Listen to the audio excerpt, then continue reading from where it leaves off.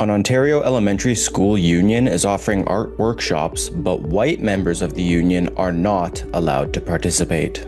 Elections Alberta has approved a citizen petition which could end the province's decades-old funding follows the child and school choice. US President Donald Trump has indicated that he will declare Antifa, which is now designated as a domestic terror organization, as an international terror organization. Hello Canada, it's Tuesday, October 14th, and this is the True North Daily Brief. I'm Isaac Lamoureux. And I'm Walid Tamtam. We've got you covered with all the news you need to know. Let's discuss the top stories of the day and the True North exclusives you won't hear anywhere else.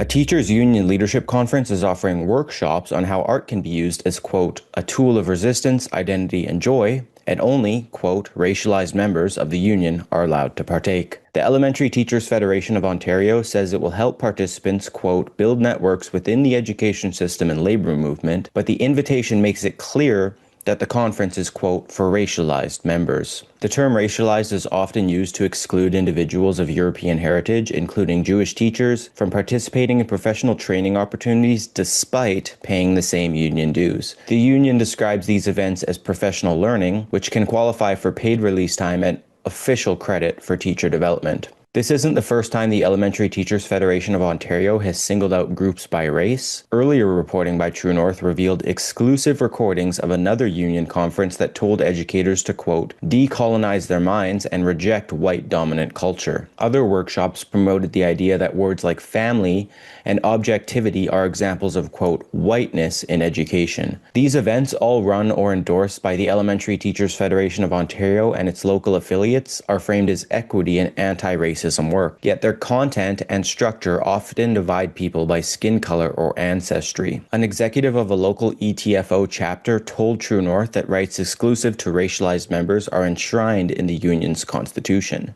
The executive member said that, quote, making an art workshop about activism instead of curriculum highlights the ideological capture of our unions where social justice takes precedence over actual teachings. So, Walid, where is the supposedly conservative Ontario Ministry of Education in all of this? Do they not reject this kind of discrimination? Well, Isaac, if you're referring to Doug Ford's progressive conservative government, then no. I mean, over the last 4 years, their ministry have spent over $2.5 million of Ontario tax dollars, that is, on Marxist programs and critical race theory in the education system. Again, looking at Doug Ford himself, just last week, a young student journalist walked up to him and asked him a few questions, including how many genders there were, and he couldn't even answer the question. He just told him straight up, I'm for the people, I don't get into that stuff. That's what you need to hear to know where Doug Ford stands on the issues. Frankly, it doesn't surprise me, and it seems to be that his party is not one of a conservative nature from a social standpoint. Elections Alberta has approved a citizen initiative petition calling for the province to end public funding for accredited independent schools that could upend Alberta's decades-old funding follows a child education model. The initiative asks, should the government of Alberta end its current practice of allocating public funds to accredited independent private schools? Organizers must collect 177,731 signatures, which would be 10% of the votes cast in the last provincial election. Education Minister Dimitrios Nicolaides told True North that the government respects the process but remains committed to protecting school choice. Nicolaides said, quote, the Citizen Initiative Act is the purest form of democracy we have. He added that the Alberta school choice model, quote, allows parents to select the type of education that best meets their child's unique needs and learning style and will help them reach their full potential. He also said, quote, withdrawing funding from independent schools would seriously jeopardize educational options for thousands of children with disabilities. We should aim to help all Albertans and not pit one set of students as more deserving than others. The province's system in place in some form since the 1970s allows up to 70% of per-student operational funding to follow children to independent schools. Similar models exist in British Columbia, Saskatchewan, Manitoba, and Quebec. Isaac, I know you're out in Alberta. What are experts saying about this, and what arguments are there for school choice? Yeah, Walid, so advocates for educational freedom in Alberta say that the province's funding follows the child model, ensures that parents, not government bureaucracies, decide which schools best meet their children's needs. And I did a series of really good interviews when I was writing this article. For example, one of those interviews was with Paige McPherson, who is the Associate Director of Education Policy at the Fraser Institute. And like you briefly mentioned, she explained that 5 out of 10 provinces in the country have a system where some portion of parents' tax dollars follow their child to the school of their choice, including independent schools. So Alberta is not unique in this regard, but she did say that this approach enables children and families to find the school that is the right fit for them. She said, quote, "Wealthy families will always have school choice.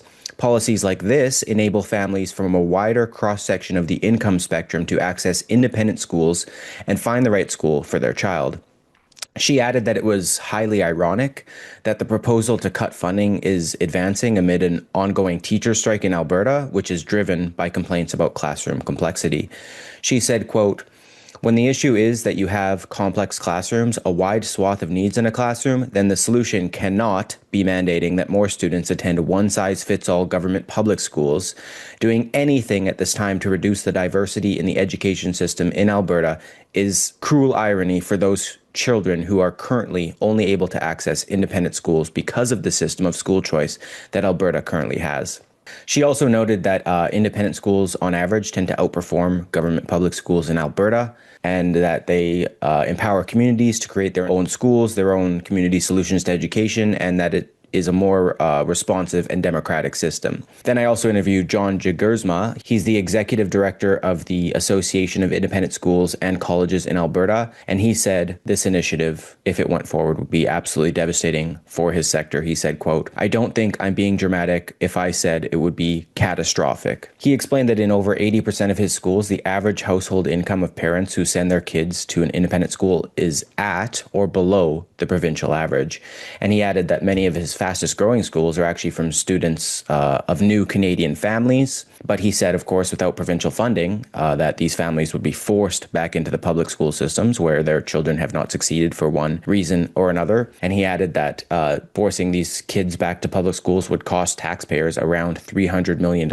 He said, quote, "I don't want to say we're a rounding error because that's dramatic, but we are not the problem. Like, we're not the cause of the problem. Taking the funding away from us would solve nothing. It would be punitive, unproductive." He explained in regard to the petition question that some might look at it and think we get more funding for our schools, but that's just not how it would work. He explained that his schools have grown faster than the public system in recent years and refuted arguments that independent schools have received more funding. He said, look, it's very simple. Private schools get 70% of the funding allocated to public school students.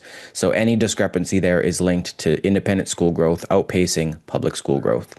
He said, quote, "The two biggest misconceptions, one would be those schools are for profit, and the other would be those are for the rich. Both of those are not accurate."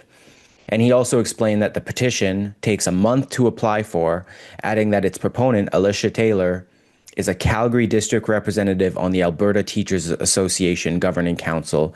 So he said, quote, "I can't help but feel like this is a bit more of an orchestrated attack on independent schools than it is a gut reaction to frustration." President Donald Trump has declared his intention to designate Antifa as a foreign terrorist organization, a move announced during a roundtable discussion on the organized far-left extremist movement. The move could have implications for Canada and Antifa cells operating within the country. Trump hosted a live-streamed roundtable with cabinet members and journalists Andy Ngo, Nick Sordor, and Brandy Cruz, all of whom have extensively covered the Antifa movement. Last month, Trump designated Antifa a domestic terrorist organization, but Public Safety Canada did not indicate it would follow suit. During the meeting, Ngo, who has been harassed and assaulted by Antifa on multiple occasions, asked Trump to designate the group as a foreign terrorist organization due to its international nature. Thank you so much for acknowledging Antifa and for directing your administration to treat them as domestic terrorists. It's going to be really challenging because how they organize is that they are decentralized, autonomous, and they operate on deception. And we're still to this day told that they don't exist, that it's a figment of our imagination.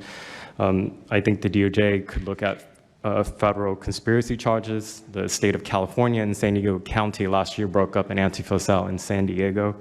And I think maybe perhaps the State Department should designate Antifa its international arm as a foreign terrorist organization, FTO.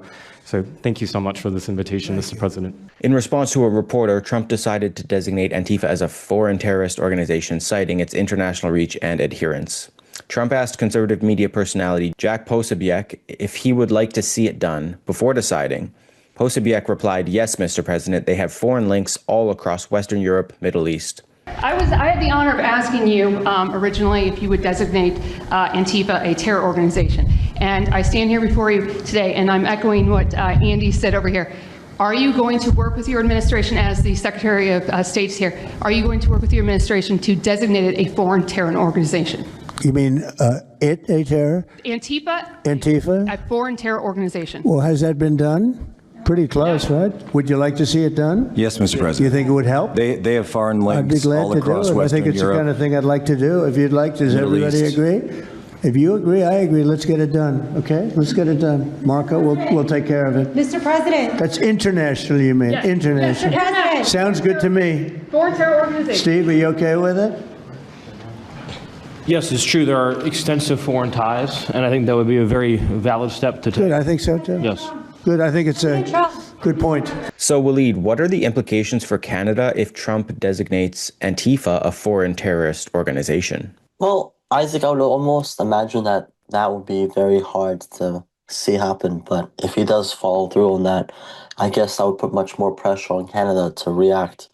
Frankly, we have this report coming out talking about how potentially the Department of Defense have members that are linked to Antifa. Now, I don't have the full story or the details. I can't confirm nor make any claims.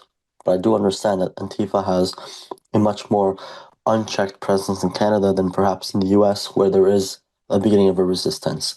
At this forum at the White House, included multiple conservative journalists and commentators, including my own personal friend, Nick Fisher, who has reported on the ground throughout many American cities how Antifa and other groups work to organize mayhem and chaos at protests, often involving violence with civilians and police. Now, these instances have also happened recently at Christie Pizza, for example, in Toronto, during a anti-mass migration protest. Of course, Antifa and other groups were involved in the violence that led up to the chaotic scenes earlier this fall. I would imagine that if the international component becomes much more pronounced, then other countries wishing for goodwill with the US in trade negotiations, as well as security cooperation, would have to follow through on their own domestic measures to take on Antifa. In this case, in Canada, perhaps trade talks about the Golden Dome and other important diplomatic, strategic negotiations will have something to win if this is something that the government in Canada could follow through on. Now, I don't see much of an appetite from the Liberals, and I don't see if there's enough an appetite on this on the American side, frankly, either, simply because this issue is not as talked about as many other issues, of course. It simply would have great consequences to relations in Western Europe and around the world.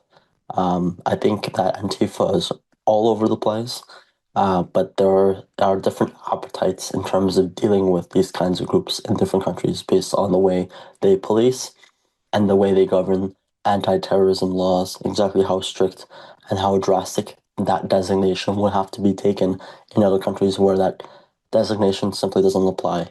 I would argue that in Canada, we have a very different principled terrorist list. For example, the Proud Boys remains a designated terrorist group here in Canada, where in the US it is not. Now, would that pressure Canada to then exercise some sort of diplomatic pressure on the US in order to crack down on that group?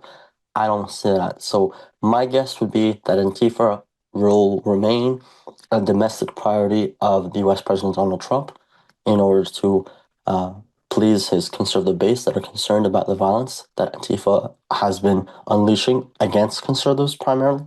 So I don't think it will cross the border anytime soon. But of course, in these days, you never know, because we are at the helm of very important negotiations and diplomatic events coming up. That's it for today, folks. Thanks for tuning in. You can stay on top of new episodes every weekday by subscribing to the Daily Brief on iTunes and Spotify. Also, while you're at it, make sure to hit us with a 5-star rating and please leave a review.